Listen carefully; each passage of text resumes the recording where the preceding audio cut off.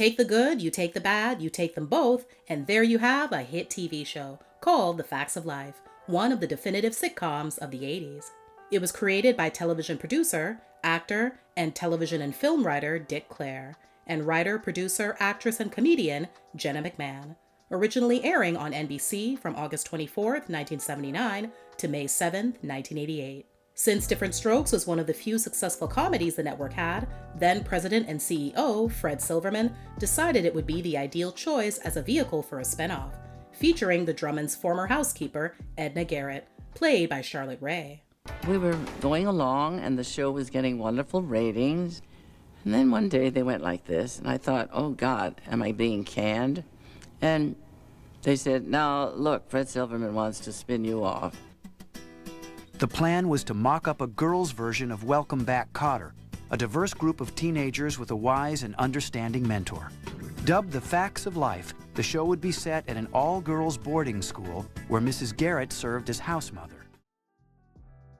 The pilot for the show was originally aired as the last episode of the first season of Diff'rent Strokes and was called The Girls' School, aka Garrett's Girls. The plotline had Kimberly Drummond, played by Dana Plato, requesting that Mrs. Garrett help her sew costumes for a student play at the school Kimberly attended in upstate New York, at the time called Eastlake School for Girls, as her dorm's house mother had recently quit.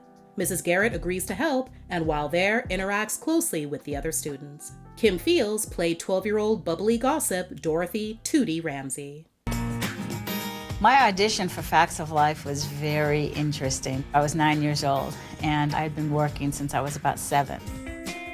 I was the only black girl that had auditioned for the show, and I was kind of runtish in terms of my size, and I just thought, what am I doing here? Take me home, Mom, take me home. I don't belong here. And my mother politely took me to the restroom and would tell me, you know, don't let anyone or anything intimidate you. You just go and do your best. And they liked what I did. Fun fact, Kim Fields' real-life mother is singer, actress, television director, and producer Chip Fields. She also played her daughter's character Tootie's mother on the show. Lisa Whelchel played 16-year-old spoiled rich girl Blair Warner. Originally, the part of Blair was for a fast-talking, naive girl from Texas. But there was one line in the audition process that I looked over at the girl beside me, who happened to be Sue Ann, and I made some kind of snide reference to her backside, perhaps being large. He sounds heavy-duty. Not any more heavy-duty than you, dear. And they liked the reading so much that when I eventually come to the table reading for the pilot episode, they had rewritten the entire character around that one line reading. So now she was a very stuck-up, sophisticated girl from New York. Felice Schachter landed the part of sophisticated girl next door Nancy. St. Louis native Julie Pekarsky became the boy-crazy beauty Sue Ann. The role of tomboy Cindy was filled by Julianne Haddock. And for the fast-talking Molly, they plucked a then-unknown actress from an off-Broadway cast of Annie named Molly Ringwald. Fun fact, although Kimberly Drummond was featured as a student, her character didn't cross over to the spin-off series. The pilot ended up being well received, so NBC greenlit 4 episodes of the show. However, before production could begin, some changes were made. The name of the school was changed to Eastland Academy, and 3 other characters were added. Mr. Stephen Bradley, the school's headmaster, played by John Lawlor, Emily Mahoney, a teacher, played by Jenny O'Hara, and Natalie Green, another student, played by Mindy Cohn. 13-year-old Mindy didn't have to audition for the role of smart and witty Natalie. She got it quite serendipitously. Charlotte Rae, along with entertainment industry executives Norman Lear and Alan Horn, came to the school she was attending, which was, interestingly enough, an all-girls college prep institution, just to speak to the students and get some script ideas. We weren't looking for any more cast members. We weren't looking for girls, but we wanted to find out how they felt about things. What's it like to go to a school with no boys? What's it like to wear a uniform? I was with a gaggle of girls. We talked for about an hour. I kept going back to this little girl, Mindy Cohn, because she was so adorable, and she had that adorable little voice. I'd ask her a question, and she'd go, well, I don't know, but it seems to me that... And she's so cute and funny. And I said, she'd be a great compliment to those other girls. Next day, I get a call from the headmaster's office saying, these people want to talk to you. And Charlotte said, I have fallen madly in love with you. I want to create a role for you on this show. We're going to call you Natalie. And do you want to do this? And I was like, I don't know. I'm in 8th grade, lady. Like, what do I know? Is this going to like mess with my tennis team schedule, you know? Fun fact, Mindy's character ended up with the name Natalie because that was the name of Charlotte's best friend in high school. The theme music was composed by composer, producer, and screenwriter Al Burton, singer and actress Gloria Loring, and her then-husband, actor, songwriter, and game show host Alan Thicke. Gloria's voice is also the one heard performing both versions of the song. Charlotte Rae also lends her voice in the first version. There's a place you gotta go for learning all you ought to know about the facts of life. The facts of life. When your books are what you're there about, but looks are what you care about. The time is right to learn the facts of life. You take the good, you take the bad, you take them both, and there you have the facts of life. The facts of life. There's a time you gotta go and show you grow, and now you know about the facts of life. The facts of life. The show's first season was, for lack of a better word, rocky. It was difficult writing for so many characters, and things often turned out quite disorganized. To say that viewers and critics were not impressed would be an understatement. The Washington Post even called the show, quote, worthless and barren, end quote. But the network was desperate to get it to work. ABC and CBS were kicking their butt with a string of hit shows of their own. NBC really couldn't afford to start over with another show, so they gave the one they already had one more chance. A lot more changes needed to happen, though, if that second season was going to be successful. The new writers that came on the scene felt that there were 3 major changes that absolutely needed to happen. 1, the girls' wardrobe needed to be overhauled. The short shorts and tight tops that made them look sexier than they needed to be had to go. 2, since Kim was supposed to be playing a 12-year-old, they had her wearing roller skates throughout the entire first season to make her appear taller. The writers, though, had no interest in continuing that theme into the second season. And 3, there were too many girls. So the characters of Cindy, Sue Ann, Nancy, and Molly were written out of the show, although the 4 actresses did make periodic guest appearances. Mr. Bradley got the axe too. Teacher Emily Mahoney also only lasted 4 episodes that first season. Jenny O'Hara opted to leave on her own accord, with no hard feelings, after it was made clear that her character wasn't going to be what she wanted her to be. Even though they eliminated 4 characters, they felt that they still needed a girl who could provide some much-needed contrast to the others, especially Blair. Enter Jo Polnicek, played by 14-year-old Nancy McKeon, a tough, street-smart girl originally from the Bronx, who attends Eastland on scholarship. Nancy was a shoo-in after producers spotted her in a Hallmark commercial. She was so convincing in it that she easily snagged the role of Jo. Fun fact, the inspiration for the Blair versus Jo dynamic came from the 1980 teen dramedy film Little Darlings, where Christy McNichol's character plays opposite Tatum O'Neal's character. Then, just when everyone thought that they'd finally cracked the code on putting together the perfect cast, an actors' strike broke out on July 21, 1980, putting the future of the show in jeopardy. Unions representing motion picture and television actors went on strike today. Meredith Lewis has the details. The actors' unions want their members to get a percentage of the profits on movies shown on video cassettes, video discs, and pay TV. Luckily, the actors' strike benefited the writers. Since the production schedule was slowed down, they got to spend more time getting to know and develop the characters. When the strike ended 3 months later, everyone was more than ready to get back to work. Season 2 of The Facts of Life would be a major turning point for the show as they saw an immediate ratings increase. While always a comedy at heart, the series wasn't afraid to get serious, featuring episodes that tackled racism, abortion, adoption, drug use, alcoholism, rape, and suicide at various points. As time went on, the teens began to experience the typical physical changes to their body that most girls that age do.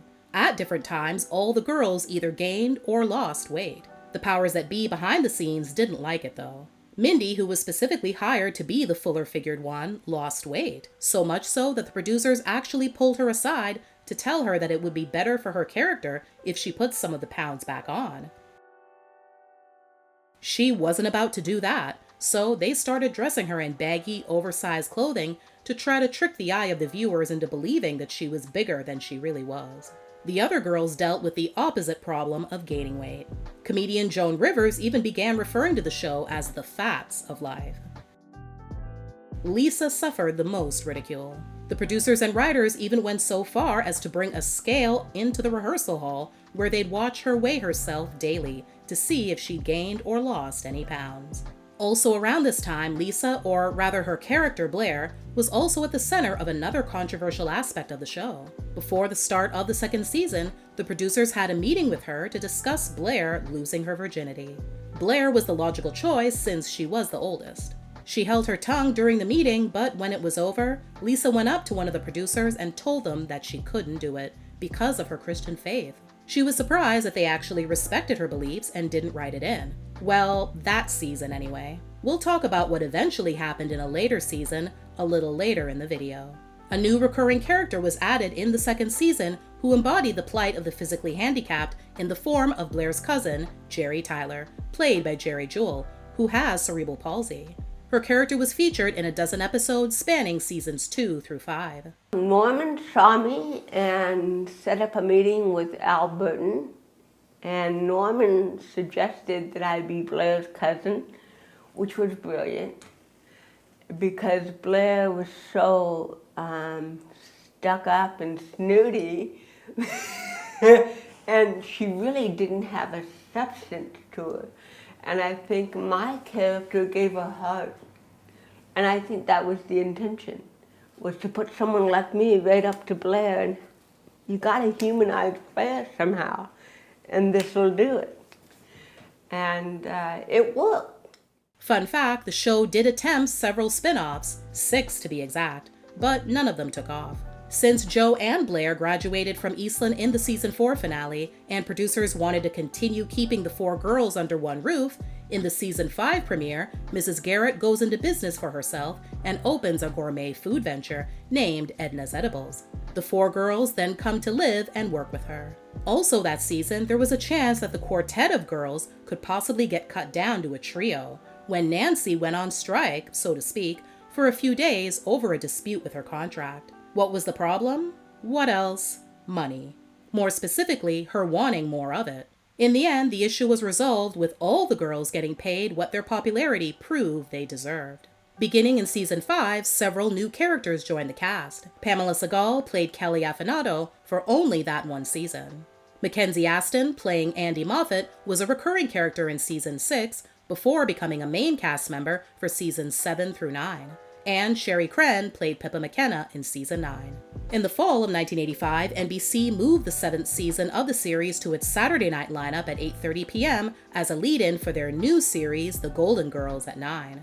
In an attempt to increase ratings, George Clooney was added to the regular cast, and Mrs. Garrett's store was gutted by fire in the season 7 premiere. The next 2 follow-up episodes had the girls join together to rebuild the store. The changes proved quite successful, as all 3 episodes placed high in the ratings each week.